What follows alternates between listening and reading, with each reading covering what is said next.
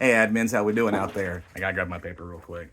Uh, so this video is a little bit different than most of the others I'm putting out. This one's going out to the entire association because there's some important things we need to cover. So let's get to it.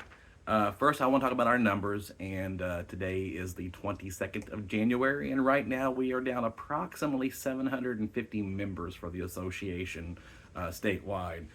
So, what I do want to remind everybody is that besides reaching out and doing regular retention, in the lodges, we should on a regular basis be checking for membership cards for everybody.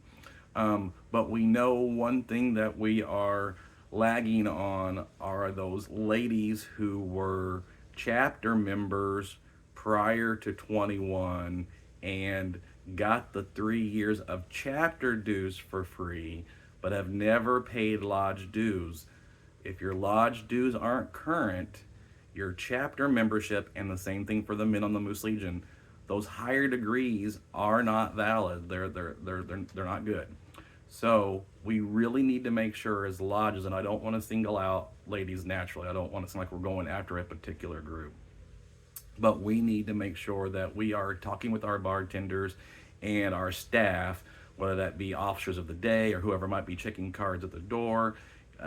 Remind them to look at those dates because on a card, for example, it's the same as for the men it is for the women, for the Moose Legion is for chapters. There's a date up here that shows when their chapter dues are expiring, and there may be some out there that say 2026 or further because there were those ladies that were told wrong or thought they knew and went out and bought extra chapter dues for years, and that number is much higher than this bottom number. This bottom number is what's really important on the lodge level. That's when your lodge dues expire, and they may be different years. Even for lodges that have the key card, whether it's the strip or the QR code on the back, what they're reading is a date on there, and the date's letting them in. And unfortunately, the date reads the later date, not the lodge date. Hopefully, Moose International is going to correct that in the future, and we know that those free chapter dues are coming up starting in 2024, so we need to be watching that. But we don't want somebody that has chapter dues on there that says 2026 and they think they're good until 26. They're not good in the lodge. So we need to be advertising that on certain days we're going to be checking everybody's card, because again, as a member, you're supposed to have your card and prove you're a member. In case the IRS or excise walks in, you have to show you're either a member or a qualified guest. So have the lodge have a day where we're checking everybody, but remind your officers and your bartenders, especially when we're looking at chapter members or ladies cards, we're checking that if those dates don't line up, that bottom date is the important one, and they have to be a current lodge member, and we need to encourage them to pay their dues in there because they've possibly been expired for 3 years and we're letting them in the lodge. So we've got to correct that number, because being down 750, I would really like to see us at +1 by the end of the month, because this beard is getting out of control and I really do want to be able to trim it at some point. The other thing we're talking about is in this email, I'm attaching a few different documents, and one of them is the important dates document that was emailed out in a communication from Moose International, and it is also on the website.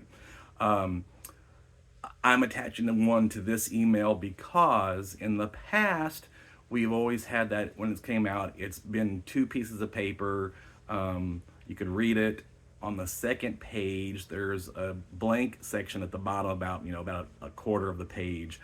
And we've always told everybody that's where you put in expiration dates for things that are lodge specific. For example, your gaming license in Indiana, your liquor license in Indiana, your entertainment permit license. Some of you may have other taxes you have to pay, your food permits. And in some counties, I know they even have another permit you have to have on top of the entertainment one that's going to the county for your jukeboxes and things like that. So that's where all that should go. On the new form, we've had some changes at Moose International in the office. I think they tried to slide all that onto one page to save paper, but it is so small in the print and I can't even read it with my glasses. So that's why I put this new one on there for you guys to use. Feel free to use the one they sent out as well. If you can read them, good luck. But also, those are colorized. So the black and green are very important because the black are Moose International's deadlines for certain pieces of paperwork, reconciliation, things like that, when endowment should be sent in. The green is mostly IRS and tax issues, so they're very important as well. The blue are mostly sporting dates, and not that they're not important, but not as important as those other ones. So we need to make sure we're printing that up, putting it up in the office, and using that on a regular basis to go back and say, okay, oh yes, I've done this, I've done this. Oh, I forgot, this is time for quarterly filings. Oh, this is a good reminder because I got to make sure all my heart of the community is in. So use that form. And again, it is in this email that I'm sending along with this video link. So please remember to print those up. Also, the AAA project for Moose Haven. Several lodges have done very well in their giving. Some lodges have given nothing yet. So please look at this Excel sheet that's in this email as well. Print that up. If you are in the red, that means you've not given anything yet, and we are well into the second year of this project. Again, it's a 3-year project. They don't expect you to give the entire amount in 1 year. They want you to break it up in thirds. And the way this was billed out was based on per membership of 2 years ago, $3 per person. So they wanted you to give $1 per person for over 3 years. Some lodges have given all they've needed to so far. We appreciate that. Some went way over. But if you're in the red, you need to make sure you're giving something very soon. Again, that goes to Moose Charities. And in the memo line, make sure you put AAA on there. That way you're getting credit for it. If you haven't gotten credit and you sent one in, you probably need to be talking to Moose Charities. And this Excel file that I'm sending out is from January 10th. So if you sent one in the last week, or maybe even like, the 5th, 6th, or 7th, it didn't get recorded yet. So it could possibly not be in this Excel file, but hopefully you know whether you sent a check off or not. And last but not least, we're putting the election handbook in this email. Again, it's been already sent out by Moose International. You can find it on the Moose International website under the Chief Compliance section.